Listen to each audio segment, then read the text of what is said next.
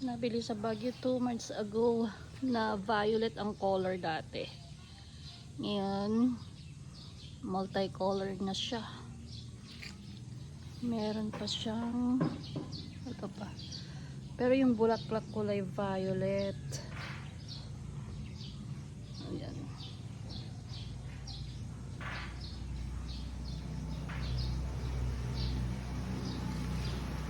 Nabili sa Baguio ng January. Ano nga yan? Please buhay pa.